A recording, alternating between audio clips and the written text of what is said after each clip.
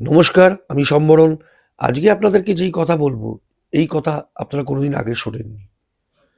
গান্ধী পরিবারের সাথে যারা খুব ক্লোজ ছিল, তারা কিন্তু কেউই তাদের স্বাভাবিক মৃত্যু হয়নি। মানে কোনো না কোনোভাবে তাদের মৃত্যু হয়েছে অ্যাক্সিডেন্ট কিংবা অন্য কোনো কারণে। মানে স্বাভাবিক মৃত্যু যেটাকে না বলে। আপনারা জ্ঞানী জেল সিং এর নাম শুনেছেন, তার মৃত্যু কিভাবে ঘটেছে আপনারা জানেন কিনা জানি না। আপনারা রাজেশ পাইলটের নাম শুনেছেন, তার মৃত্যু কিরমভাবে ঘটেছে।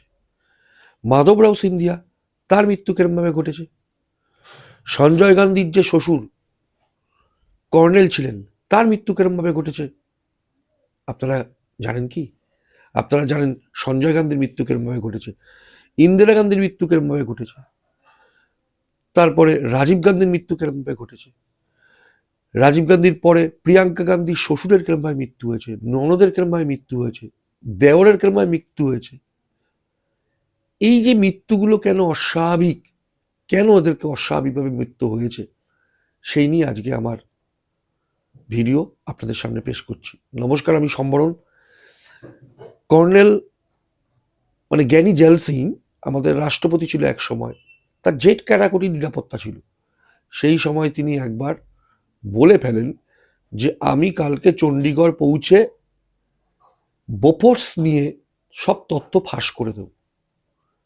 যে এই কথা বলা, ঠিক চণ্ডীগড় দিল্লি হাইওয়ের মধ্যে তার গাড়িতে একটি ট্রাক সজোরে আঘাত করে এবং সেই ঘটনাস্থলেই তার মৃত্যু হয়।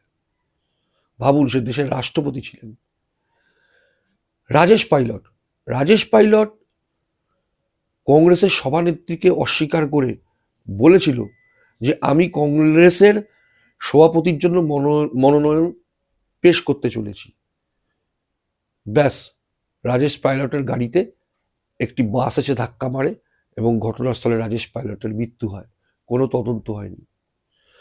সেই সময়কার 9 বারের সাংসদ মাধবরাও সিন্ধিয়া দারুণ জনপ্রিয় নেতা ছিল কংগ্রেসের, এবং তিনি শুধু জনপ্রিয় নেতাও ছিলেন, তিনি বিরোধী দলনেতাও ছিলেন।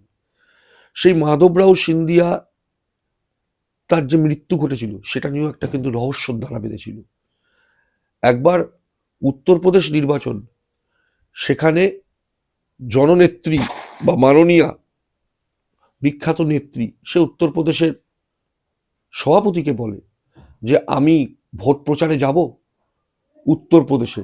সেই সময় উত্তরপ্রদেশের যে সভাপতি, কংগ্রেসের সভাপতি, সে বলেন না না না, আপনাকে আসতে হবে না, সিন্ধিয়াজিকে পাঠিয়ে দিন, কারণ সিন্ধিয়াজি আসলে ভোট বাড়বে। ব্যাস, এই কথা বলা।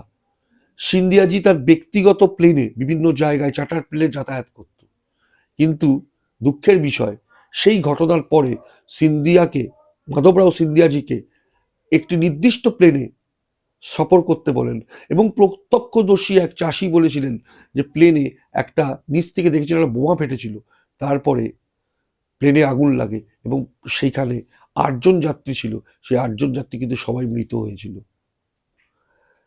আপনারা ভাবতে পারবেন না, এই যে রাজীব গান্ধীর মৃত্যু, রাজীব গান্ধী জীবনে 181টা জনসভা করেছে, তার মধ্যে 180টা জনসভায় তার ধর্মপত্নী সোনিয়া গান্ধী তার সাথে গেছিল।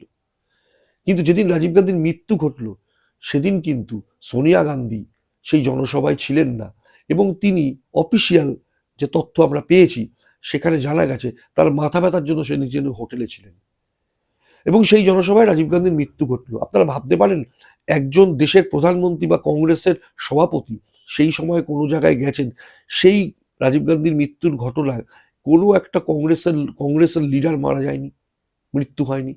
সেখানে মারা গেছিল সাধারণ 14 জন লোক, সাধারণ মানুষ। ইটালিতে মাধবরাও সিন্ধিয়া এবং রাজেশ পাইলট রাজীব গান্ধী বিয়ে হওয়ার আগে যেই বারটিতে যেতেন, সেই বারটিতে সোনিয়া গান্ধী কর্মরতা ছিলেন। এবং দেখুন, অদ্ভুতভাবে আজকে মাধবরাও সিন্ধিয়া এবং রাজেশ পাইলটের দুজনেরই মৃত্যু হয়েছে। শুধু তাই নয়, আপনারা জানেন হয়তো, ইন্দিরা গান্ধীর যে পুত্র সঞ্জয় গান্ধীর যে শ্বশুর কর্নেল আনন্দ, তাকে গুলিবদ্ধ অবস্থায় তার ফার্ম হাউসে পাওয়া গেছে।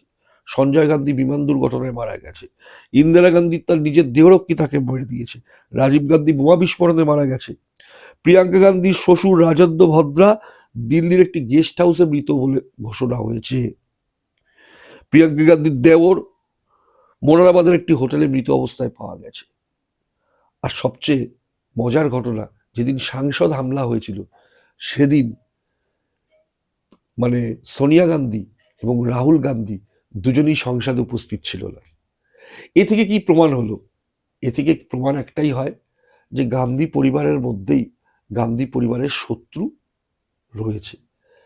দেখুন, আপনারা ভেবে দেখুন, কেরালার যে নাম্বি নারায়ণের গ্রেপ্তার বা তার কারাদণ্ড, গোধরা মালেগাঁও কাণ্ডে হিন্দুদের ফাঁসানো, পাকিস্তানি জঙ্গিদের মুক্তি দেওয়া এবং 26/11 মতো ওরকম ঘটনার পরে পাকিস্তানের বিরুদ্ধে কোনো পদক্ষেপ না নেওয়া, আপনারা জানলে অবাক হবেন।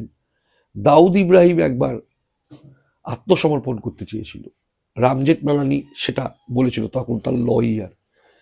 সেই দাউদের যে কেন আত্মসমর্পণ করবে সেই নিয়েও কিন্তু সাউথ ব্লক থেকে খবর যায় এবং দাউদ কিন্তু আত্মসমর্পণ করতে পারেনি।